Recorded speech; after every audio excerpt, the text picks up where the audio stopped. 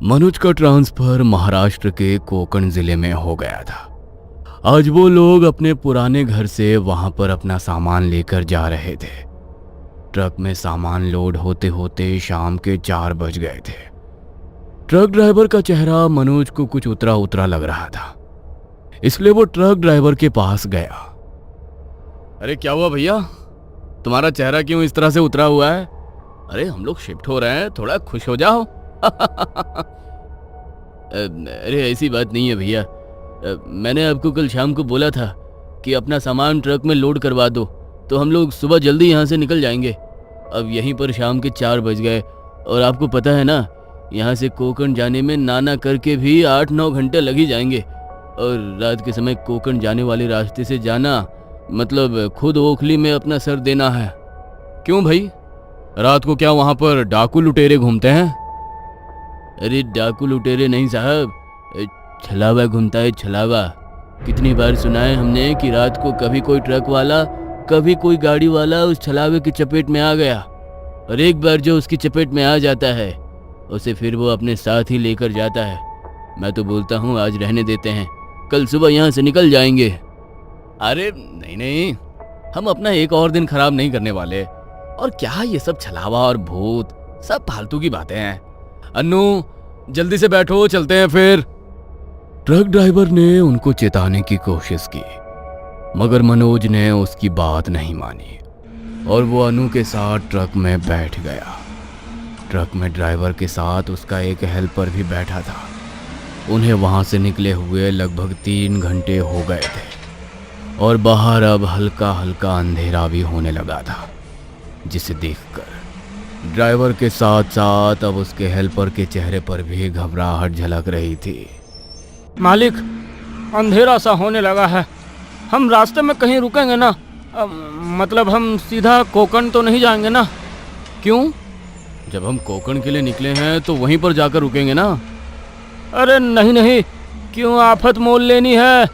आपको पता नहीं क्या, रात को उस रास्ते पर छलावा भटकता है। अरे यार, फिर से तुम्हारी ये नॉनसेंस वाली बातें शुरू हो गई। तुम ट्रक थोड़ा तेज चलाओ, मुझे कल सुबह अपना नया ऑफिस ज्वाइन करना है, समझे? वो लोग उनकी बात सुनने को तैयार ही नहीं थे। ट्रक थोड़ा और आगे बढ़ा। रात के लगभग 10 बज चुके थे। आगे अब जंगल का रास्ता शुरू होने वाला था और सबको भूख लगनी भी शुरू हो गई थी। साहब, बहुत देर से ट्रक चला रहा हूँ, बहुत भूख लग रही है। आप लोगों को भी भूख लगी होगी ना? पास में एक ढाबा है, वहाँ पर कुछ खा पी लेते हैं। हाँ मनोज, मुझे भी बहुत भूख लग रही है और तुम्हें मेरी चाय पीने की आदत तो पता ही है। रात को अगर चाय ना पी पाऊँ तो सर में दर्द हो जाता है। चलो ठीक है, वैसे भी आगे 2-2.5 घंटे का रास्ता ही बचा है, खा पी लेते हैं कुछ। थोड़ी दूर पर एक ढाबा आया। ट्रक वाले ने ट्रक को ढाबे के सामने रोक दिया। वो सब खाना खाने के लिए उतरे तो उन्होंने देखा कि ढाबे पर उन लोगों के अलावा कोई और लोग थे ही नहीं। ये बात उन्हें कुछ अजीब सी लगी, क्योंकि अभी सिर्फ रात के 10 बज रहे थे। कुछ अजीब बात नहीं है ये? कितनी बार हम लोग रात को ट्रैवल करते हैं और जब भी खाना खाने के लिए किसी ढाबे पर रुकते हैं तो ढाबे पर अक्सर लोग खाना खाने के लिए बैठे ही होते हैं, लेकिन यहाँ पर तो हमारे अलावा कोई भी खाना खाने के लिए नहीं है। इतनी रात को कोई यहाँ से आगे रास्ते पर बढ़ने की हिम्मत नहीं करता साहब। कोई रात को निकलता भी है तो पीछे गेस्ट हाउस है, वहीं पर रात को रुक जाते हैं लोग। हमारा ढाबा भी 10 बजे बंद हो जाता है। ग्राहक तो आना 7 बजे के बाद ही बंद कर देते हैं, मगर हम इसलिए थोड़ी देर तक ढाबा खोल कर रखते हैं ताकि अगर किसी को मदद की जरूरत हो तो हम उसकी मदद कर सकें। मदद? कैसी मदद? मेरे कहने का मतलब है कि रात को चाहो तो यहाँ पीछे गेस्ट हाउस है, वहाँ रुक सकते हो। इतनी रात को आगे तो जाओगे नहीं। अब तो ये लोग भी बोल रहे हैं साहब, इनकी बात तो मान लो। तुम्हें बोला ना एक बार नहीं रुकना, और बताया है ना तुम्हें कि सुबह मुझे ऑफिस भी ज्वाइन करनी है। आज रात तो आप हमें मरवा कर ही मानेंगे, किसी की भी बात सुनने को तैयार नहीं हो। अगर सब कह रहे हैं तो मान लीजिए ना, और वैसे भी 2-2.5 घंटे का रास्ता ही बचा है। सुबह 5 बजे तो रोशनी हो ही जाती है, तो सुबह सुबह निकल पड़ेंगे और आपके ऑफिस के टाइम से पहले ही हम पहुंच जाएंगे। क्या तुम भी इन लोगों की बातों में आ रही हो? गेस्ट हाउस वाले कमीशन देते होंगे इनको, इसलिए फालतू की कहानियां बना रहे हैं। तुम ये सब बातें छोड़ो और खाना खा लो। सब खाना खा रहे थे, तभी अनु के कपड़ों पर दाल गिर गई। हे भगवान, इस दाल को भी अभी ही गिरना था, पूरा कुर्ता खराब हो गया मेरा।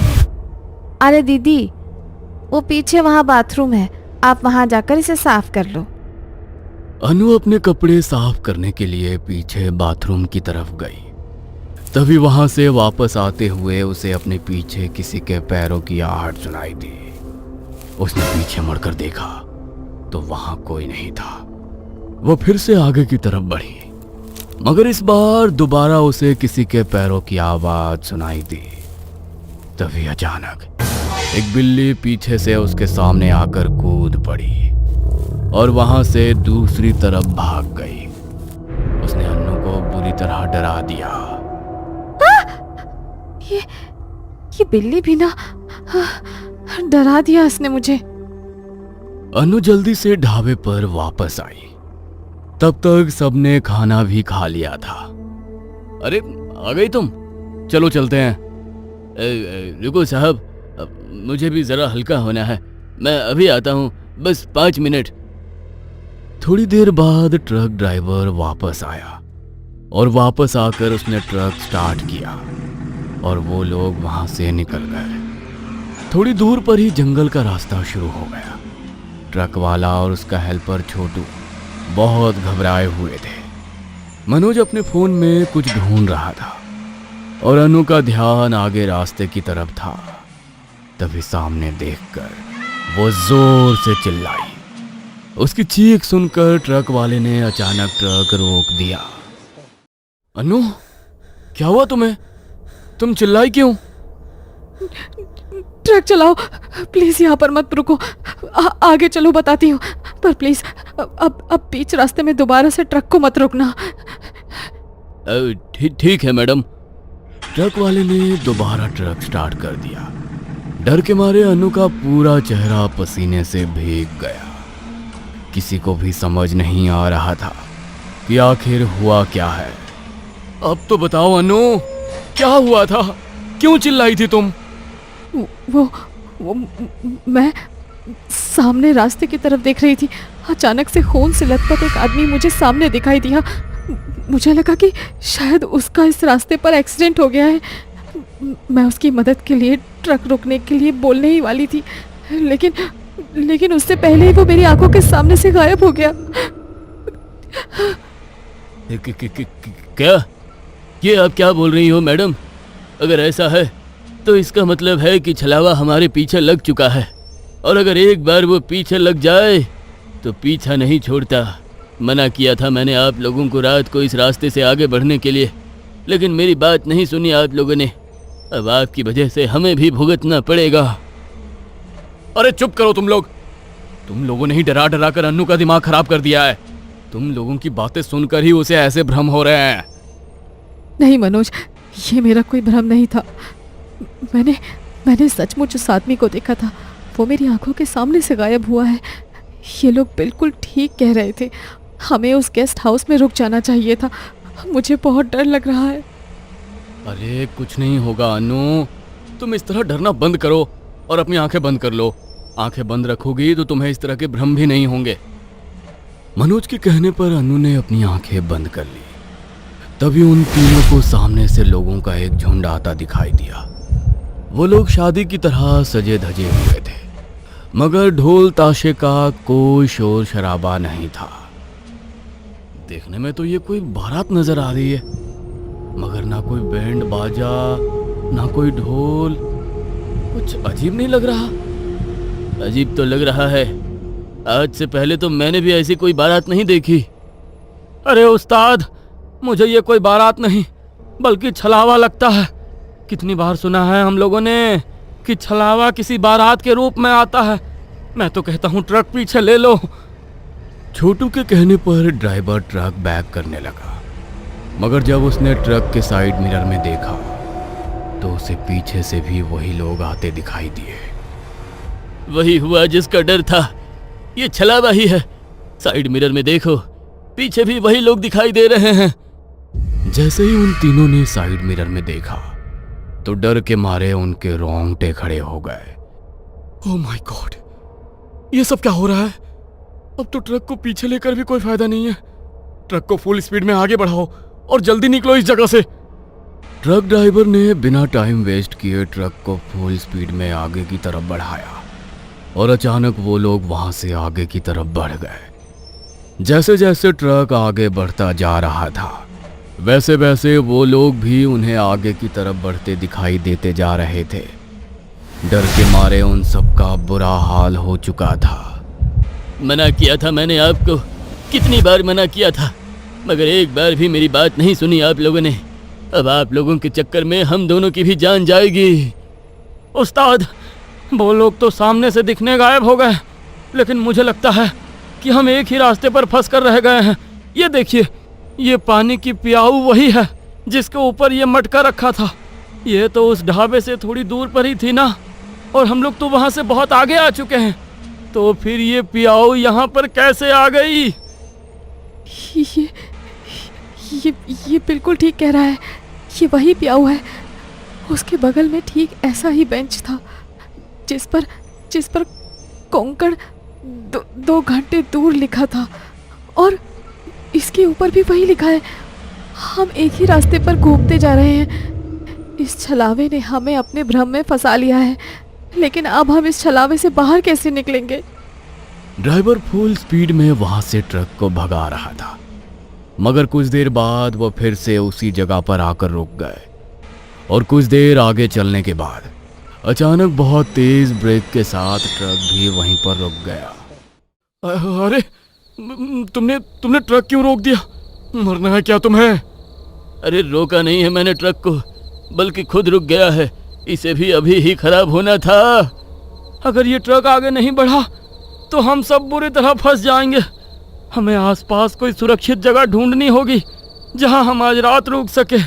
उस तरफ देखो, झाड़ियों का इलाका है, लेकिन एक छोटा सा घर दिखाई दे रहा है मुझे।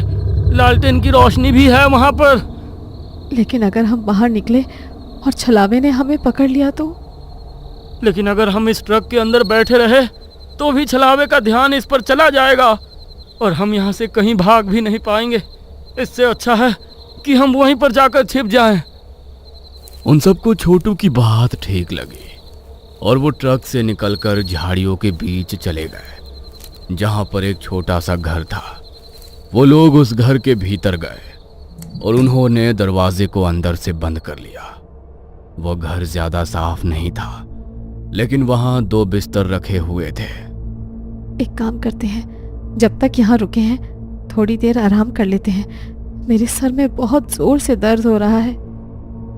अनु मनोज के साथ एक बिस्तर पर लेट गई और ट्रक ड्राइवर के साथ छोटू दूसरे बिस्तर पर लेट गया, और कब उनकी आंख लग गई किसी को पता नहीं चला।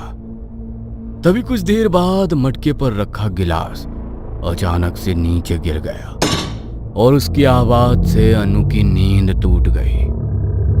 अनु ने आंखें मलते हुए सामने देखा तो डर के मारे उसकी चीख निकल गई, क्योंकि छोटू जमीन पर पड़ा हुआ था और उसकी गर्दन के मांस को किसी ने फाड़ डाला था। उसकी चीख की आवाज से मनोज और ट्रक ड्राइवर की भी नींद खुल गई, और जब उन्होंने सामने देखा तो डर के मारे उनकी आंखें भी फटी की फटी रह गईं। छोटू, ये क्या हो गया? छोटू को किसने मारा इसे? पता नहीं, मेरे कानों में तो पानी का गिलास गिरने की आवाज पड़ी थी। उससे मेरी नींद टूट गई और जब मैंने सामने देखा तो छोटू मर चुका था। मुझे तो लगता है तुमने ही मारा है। अरे, तुम्हारा दिमाग और आप खराब हो गया है क्या? क्या अनाप शनाप बके जा रहे हो? अनाप शनाप नहीं, बिल्कुल ठीक बोल रहा हूं मैं। मुझे तो यही छलावा लगती है। सबसे पहले इसी ने बोला था कि इसको सामने कोई आदमी दिखाई दिया है, और सबसे पहले यही गई थी ना कपड़े साफ करने ढाबे के पीछे बाथरूम की तरफ, और अभी भी यही चिल्लाई थी। हम दोनों तो सो रहे थे, तो छोटू को मारा किसने? यही छलावा है, इसी ने मारा है उसे। क्या? लेकिन अगर ये छलावा है तो मेरी अनु कहाँ है? अरे तुम पागल हो गए हो क्या मनोज? इसकी बात क्यों सुन रहे हो? और बात रही बाथरूम जाने की, तो मेरे बाद ये भी तो गया था बाथरूम की तरफ। ये भी तो छलावा हो सकता है। मैं बता रहा हूँ, ये हमें गुमराह करने की कोशिश कर रही है। अगर हमने इसे नहीं मारा तो जैसे इसने छोटू को मारा है वैसे ही ये हमें भी मार देगी। ट्रक वाले ने पास में पड़ा एक डंडा उठाया और उससे अनु की तरफ वार करने लगा, मगर अनु वहां से हट गई और वो डंडा मनोज के सर पर जाकर लगा। मनोज के सर से खून बहने लगा। तभी अनु ने नीचे पड़ा वो डंडा उठाया और ट्रक ड्राइवर पर वार करने लगी, मगर उसने उसके हाथ से वो डंडा छीनकर दूर फेंक दिया। तुझे छोड़ूंगा नहीं मैं, मुझे पता है तू ही छलावा है। ट्रक ड्राइवर ने फिर से वो डंडा उठाया, मगर जैसे ही वो डंडा उठाने के लिए नीचे झुका, तभी मनोज का ध्यान वहां नीचे लगे एक शीशे पर पड़ा जिसमें ट्रक ड्राइवर की छवि दिखाई ही नहीं दे रही थी। मनोज उसी वक्त समझ गया कि छलावा कोई और नहीं बल्कि वो ट्रक ड्राइवर ही है। वो अपने सर पर हाथ रखे हुए जल्दी से उठा और वहां पर रखा हुआ मटका उसने ट्रक ड्राइवर के सर पर दे मारा और वो डंडा उठाकर लगातार उस पर वार किए। वो निढाल होकर वहां गिर पड़ा और अनु का हाथ पकड़कर वहां से बाहर की तरफ भाग गया। तभी सूरज की पहली किरण उगी और जब सूरज निकल जाता है तो छलावा किसी पर हावी नहीं हो पाता। कुछ देर बाद वहां पर एक बस आई और वो दोनों उसमें बैठकर कोकण के लिए निकल गए। वो दोनों तो खुशकिस्मत थे कि उनकी जान बच गई, मगर ट्रक ड्राइवर और छोटू को उनकी जिद की वजह से अपनी जान गंवानी पड़ी। छलावा कोई बनाई हुई कहानी या भ्रम नहीं है। एक बार ये जिसके पीछे पड़ जाए उनमें से किसी ना किसी को तो अपने साथ लेकर ही जाता है। इसलिए रात के समय ऐसे रास्ते से गुजरने की भूल ना करें। क्या पता अगले सुनसान रास्ते पर छलावा आपका ही इंतजार कर रहा हो।